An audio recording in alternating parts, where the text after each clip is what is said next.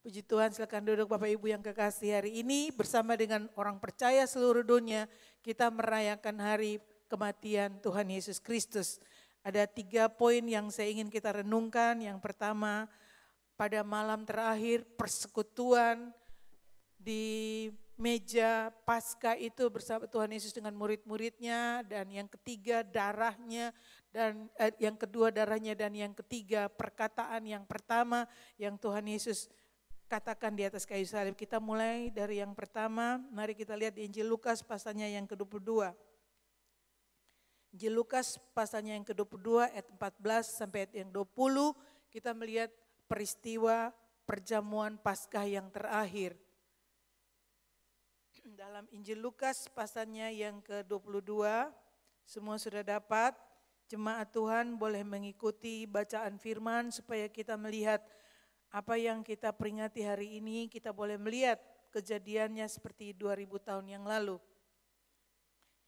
Injil Lukas 22 ayat 14, ketika tiba saatnya Yesus duduk makan bersama-sama dengan rasul-rasulnya, katanya kepada mereka, "Aku sangat rindu makan Paskah ini bersama-sama dengan kamu sebelum aku menderita. Sebab aku berkata kepadamu, aku tidak akan memakannya lagi sampai ia beroleh kegenapannya dalam kerajaan Allah." Kemudian ia mengambil sebuah cawan, mengucap syukur lalu berkata, ambillah ini dan bagikanlah di antara kamu. Sebab aku berkata kepada kamu, mulai dari sekarang ini aku tidak akan minum lagi hasil pokok anggur sampai kerajaan Allah telah datang. Lalu ia mengambil roti, mengucap syukur, memecah-mecahkannya dan memberikannya kepada mereka, katanya, inilah tubuhku yang diserahkan bagi kamu, perbuatlah ini menjadi peringatan akan aku. Demikian juga dibuatnya dengan cawan sesudah makan, ia berkata, cawan ini adalah perjanjian baru oleh darahku yang ditumpahkan bagi kamu. Kita lihat di ayat yang ke-20 yang kita renungkan. Waktu Tuhan Yesus mengangkat cawan itu, dia berkata, cawan ini adalah perjanjian baru yang dimeteraikan oleh darahku yang ditumpahkan bagi kamu.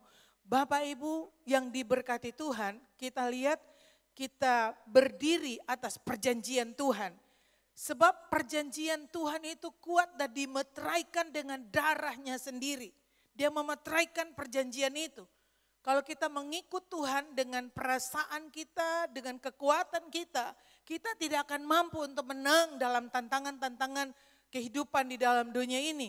Tapi mari kita lihat bahwa hubungan kita dengan Bapa di surga itu terikat dengan satu perjanjian yang sah. Satu perjanjian yang punya kekuatan hukum, dimeteraikan dengan darah anaknya sendiri. Jadi ada satu perjanjian baru. Di dalam, nanti baca di rumah, saya tidak baca semua ayat itu, di dalam kitab Yeremia 31 ayat 31 itu Tuhan sudah berkata akan ada satu perjanjian yang baru dia akan buat, yang berbeda dengan perjanjian yang lama. Jadi kalau ada satu perjanjian yang baru, maka ada satu perjanjian yang lama. Memang kitab firman Tuhan yang ada di tangan kita perjanjian lama dan perjanjian baru. Tapi mari kita lihat maknanya lebih daripada firman yang di perjanjian lama dan di perjanjian baru. Mari kita lihat pagi hari ini perjanjian apa yang Tuhan buat. Kita lihat di dalam Ibrani pasal 8 ayat 8 sampai ayat yang ke-10. Ibrani pasal 8. Sebab ia menegur mereka ketika ia berkata, sesungguhnya akan datang waktunya, demikianlah firman Tuhan, aku akan mengadakan perjanjian baru. Sekali lagi saya ulang, aku akan, ini Tuhan yang bicara, aku akan mengadakan perjanjian baru dengan kaum Israel dan dengan kaum Yehuda. Bukan seperti perjanjian yang telah kuadakan dengan nenek moyang mereka pada waktu aku memegang tangan mereka untuk membawa mereka keluar dari tanah Mesir, sebab mereka tidak setia kepada perjanjianku. Jadi kita lihat perjanjiannya batal bukan karena Tuhan berubah. Perjanjiannya batal karena ketidaksetiaan dari umat Tuhan pada waktu itu.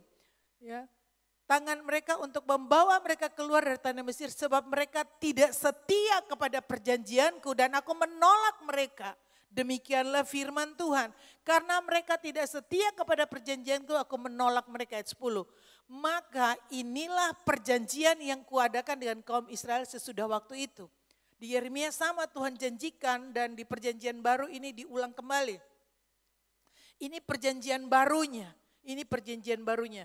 Demikianlah firman Tuhan. Aku akan menaruh hukumku dalam akal budi mereka dan menuliskannya dalam hati mereka. Maka aku akan menjadi Allah mereka dan mereka akan menjadi umatku. Saya ulang sekali lagi, tidak cuma sampai ayat yang ke-10. Saya ulang sekali lagi, demikianlah firman Tuhan, aku akan menaruh hukumku dalam akal budi mereka dan menuliskannya dalam hati mereka, maka aku akan menjadi Allah mereka dan mereka akan menjadi umatku. Inilah kerinduan hati Tuhan. Inilah kerinduan hati Tuhan bahwa dia menemukan satu umat yang ditebus dengan darahnya. Satu umat yang diubah dari hati nuraninya. Bukan lagi hanya melakukan hukum Taurat, jangan ini, harus begini, harus begitu. Tapi Tuhan mau satu kebangkitan di mana ada roh yang hidup, yang punya hubungan dengan Bapa di surga. Itulah kerinduannya. Seperti awal mula waktu dia menciptakan. Kita lihat supaya kita mengerti bagaimana kekuatan musuh yang mau menghalangi apa yang Tuhan kerjakan. Pada waktu bangsa Israel itu Tuhan berkata kepada Musa bahwa umat Tuhan itu keluar. Katakan kepada Firaun, umatku harus pergi beribadah kepadaku. Tapi Firaun menahan dengan segala macam caranya. Boleh pergi, jangan jauh, jangan bawa anak-anak, jangan bawa binatang. Segala macam negosiasi Firaun buat supaya umat Tuhan tidak bisa pergi. Dan kita lihat ada begitu kekuatan yang besar untuk menahan umat Tuhan tidak beribadah kepada Tuhan. Nah, Tuhan Yesus menjadi pembuka jalan. Tuhan Yesus itu 100% Allah dan dia 100% manusia. Karena pada waktu iblis mencobai dia, iblis tantang begini, kalau engkau anak Allah, ubah batu menjadi roti. Kita lihat Tuhan Yesus tidak menanggapi itu karena dia sedang mengambil posisi 100% sebagai manusia. Dia mengambil posisi kita keterbatasan manusia berdosa. Kelemahannya dia tidak berbuat dosa supaya darahnya itu sah. Darahnya itu sah untuk menebus kita. Jadi kita lihat itu upah dosa adalah maut. Kita sudah dibebaskan oleh darahnya. Allah Bapa di surga itu mengasihi seluruh isi dunia. Tuhan mengasihi seluruh isi dunia. Jadi waktu kita di Roma pasal 5 berkata bahwa waktu kita masih lemah, kita masih berdosa, dia telah mati untuk kita.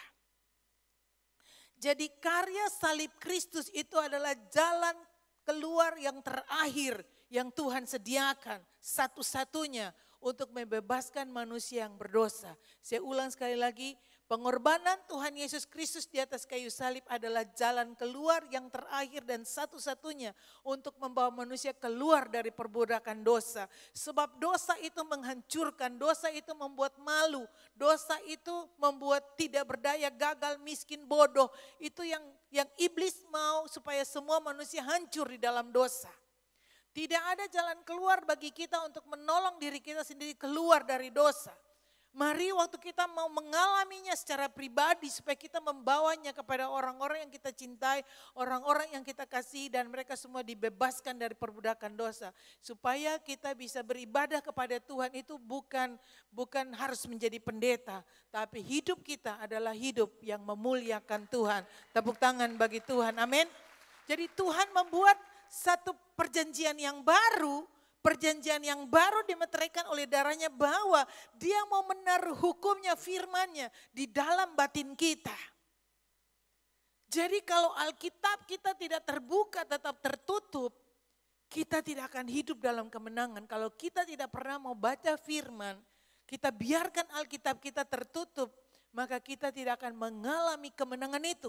Sebab Tuhan mau hukumnya itu termeterai di dalam hati kita, sehingga kita diubahkan, bukan lagi manusia fana yang berdosa.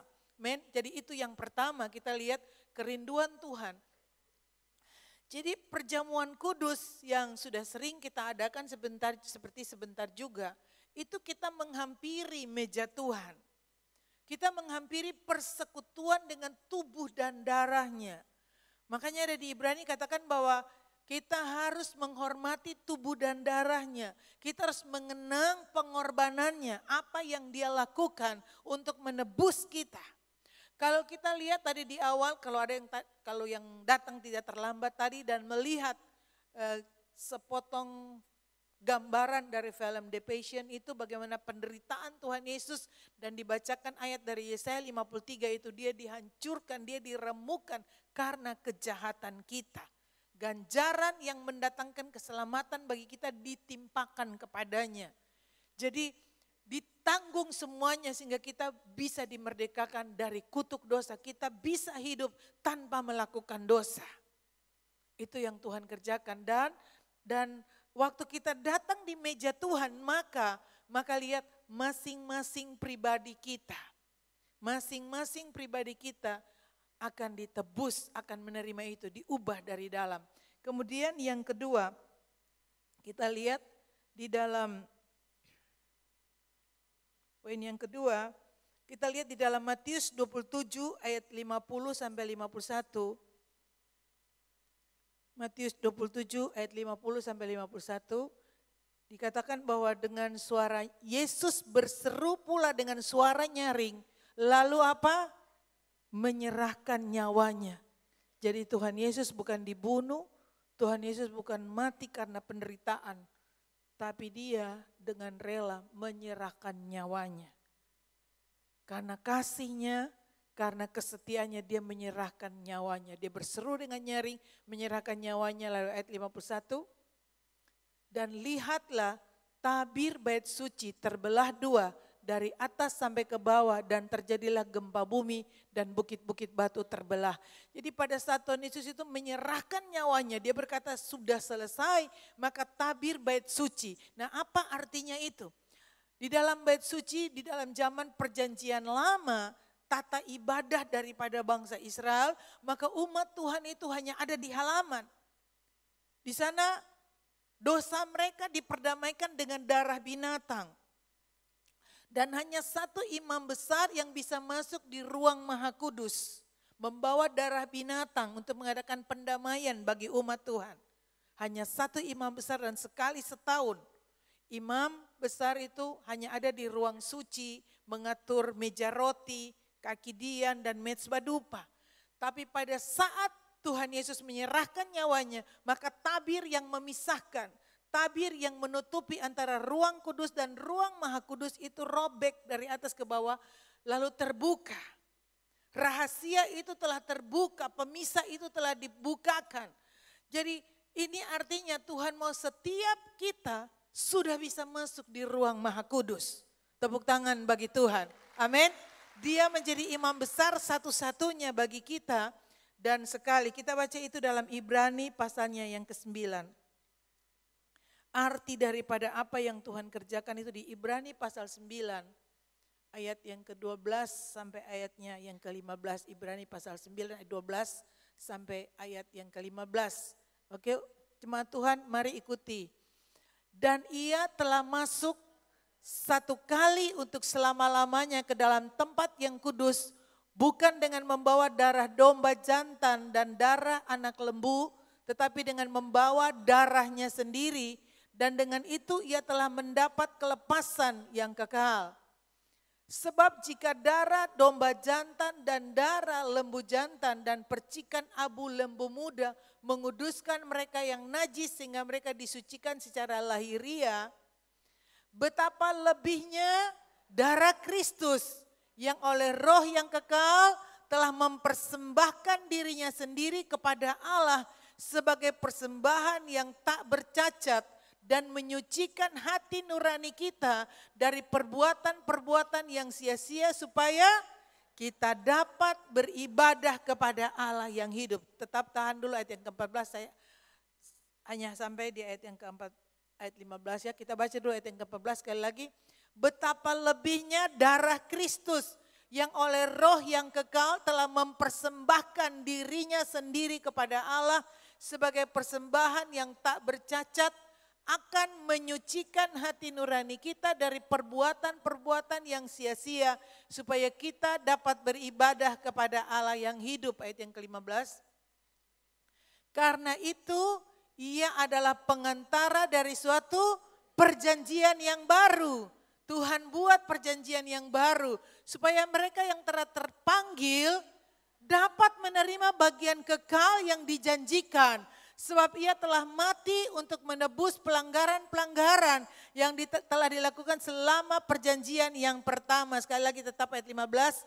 Karena itu Tuhan Yesus adalah pengantara satu-satunya dari apa? Dari perjanjian yang baru.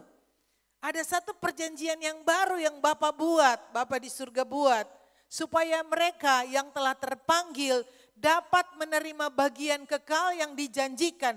Menerima bagian kekal yang dijanjikan sebab ia telah mati untuk menebus pelanggaran-pelanggaran yang telah dilakukan semua selama perjanjian yang pertama.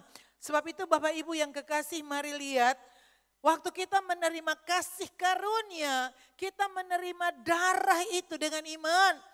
Tuhan Yesus telah menyediakan itu waktu kita masih berdosa. Kita lahir tahun ini dan di angkatan ini, waktu kita datang kepada Tuhan seperti angkatan-angkatan sebelumnya, kita beriman kepada karya Tuhan Yesus Kristus, maka kita masuk dalam perjanjian yang baru. Jangan kita di perjanjian yang lama, kita pikir dengan kekuatan kita, dengan ibadah kita untuk mendapatkan sesuatu dari Tuhan. Lihat, kita beribadah karena kita telah menerima, bukan supaya kita menerima. Kita beribadah karena kita telah ditebus. Karena kita telah diperdamaikan dengan Bapa di surga. Tuhan Yesus datang mengambil posisi menggantikan kita. Dia menjadi perantara, dia menjadi pendamai sehingga kita didamaikan dengan Bapa di surga. Hanya oleh darah Tuhan Yesus, bukan oleh perbuatan baik, bukan oleh persembahan. Kita memberikan semuanya itu, kita melakukan perbuatan baik dalam hidup ini karena kita sudah dibaharui dari hati nurani kita. Dari semua perbuatan yang sia-sia, tepuk tangan bagi Tuhan Yesus. Dan itu yang terbaik buat setiap kita. Kita hidup dalam damai sejahtera dengan Bapa di surga sumber kehidupan. Dengan Bapa di surga yang menjadi sumber kekuatan kita, sumber kehidupan, sumber pertolongan bagi kita hanya Bapa di surga. Tidak boleh ada yang lain. Kita bekerja dan kita punya harta, kita punya kedudukan, kita punya kehormatan. Itu cuma fasilitas, itu cuma aksesoris. Selama kita perjalanan dalam dunia ini dan prosesnya. Karena, dengar Bapak Ibu yang kekasih penting ini. Dengar, karena pada saat kita beriman kepada karya Kristus kita menerima kehidupan kekal. Artinya lebih penting sesudah mati. Nanti sesudah kita check out dari dunia ini itu yang penting. Karena di sana kita akan hidup selama-lamanya. Tidak ada lagi ending, tidak ada lagi perubahan. Apakah kita kekal di neraka atau kita kekal dalam kehidupan bersama-sama dengan Dia. Ditentukan oleh perjalanan kita di dunia ini.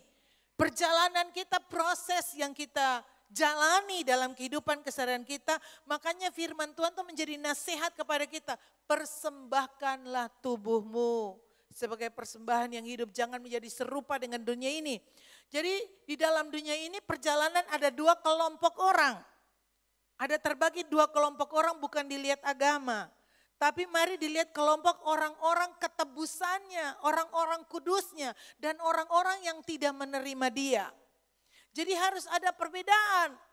Mungkin kita lihat orang-orang yang tidak menerima Dia tidak ada masalah hidup mereka, nyaman hidup mereka, mereka lebih kaya. Tapi itu hanya sementara, itu hanya bunga rumput. Yang keindahannya hanya sementara, waktu angin melintasinya tidak ada lagi dia. Tapi kita, Tuhan lihat kita untuk kekekalan. Apapun yang kita alami, apapun yang kita lakukan tujuan Tuhan, kita akan memerintah bersama-sama dengan Dia. Di kerajaan 1000 tahun. Amin. Apa yang kita lakukan sekarang menentukan. Makanya Tuhan bilang melalui Rasul Paulus, jangan membangun dengan rumput dan semak. Karena itu akan terbakar habis, perbuatanmu tidak apa-apa. Tidak ada apa-apanya, tapi kalau engkau bangun dengan emas, permata, batu permata, maka itu akan lewat api, itu akan makin dimurnikan. Jadi kita lihat tujuan Tuhan sesudah kita ditebus adalah kekekalan. Untuk tinggal bersama-sama dengan Dia selama-lamanya. Satu poin lagi, perkataan Tuhan Yesus yang pertama disalib di dalam Lukas pasal 23 ayat yang ke-34. Kita lihat sebab apa yang Tuhan Yesus jalani, Dia membuka jalan. Bapak Ibu yang kekasih, engkau mengerti atau tidak mengerti, kita pasti jalani jalan salib itu. Karena Tuhan Yesus bilang siapa mau mengikut aku, sangkal diri pikul salib. Pikul salib itu bukan pakai kalung salib, biar basar lai. Tapi bukan itu, pikul salib itu bicara tentang kematian. Dan banyak orang tidak suka itu. Nah, di atas kayu salib, Yesus berkata perkataan yang pertama dalam penderitaannya, dalam kesakitannya. Jadi sejak kemarin malam, jadi bukan hari ini ya, kemarin malam itu, Kamis malam itu Tuhan Yesus sudah ditangkap di Taman Getsemani, sesudah makan perjamuan. Lalu sepanjang hari ini dia sudah ada di atas kayu salib. Lalu lewat penderitaan satu malam itu, kalau ada yang ke Israel itu ada lihat penjara bawah tanah. Itu dinding-dindingnya itu masih ada darah, penuh darah, dan diyakini sesuai sejarah yang mereka temukan bahwa di situ Tuhan Yesus dikurung selama satu malam itu sebelum besok dibawa untuk diadili. Ini perkataannya di kayu salib yang pertama, ya Bapa, ampunilah mereka sebab mereka tidak tahu apa yang mereka perbuat. Lihat, di dalam penderitaannya dan kesakitannya, perkataan yang pertama waktu dia melihat orang-orang yang mengolok-olok dia, yang meludahi dia, yang menancapkan mahkota duri di kepalanya sehingga berdarah, orang-orang yang meludahi dia, orang-orang semua yang meninggalkan dia, tidak ada seorang murid pun yang mendampingi dia, semua meninggalkan dia. Lalu dia berkata, ya Bapa, dengar, kata yang pertama, Bapa. Dia berseru kepada Bapa.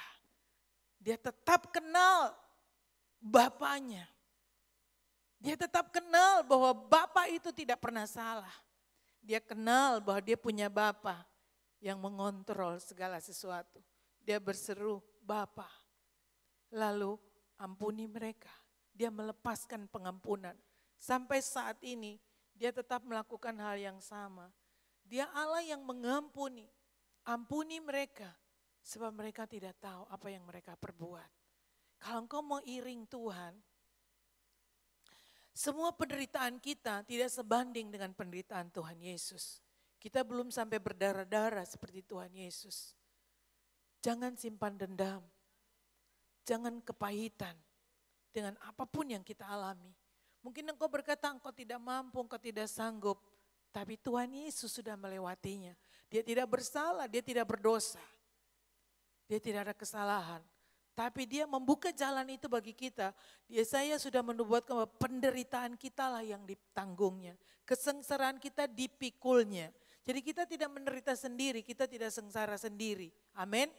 Apapun yang kita alami, kita harus punya hati. Sikap hati seperti Tuhan Yesus. Kesombongan bukan tempat untuk memikul salib.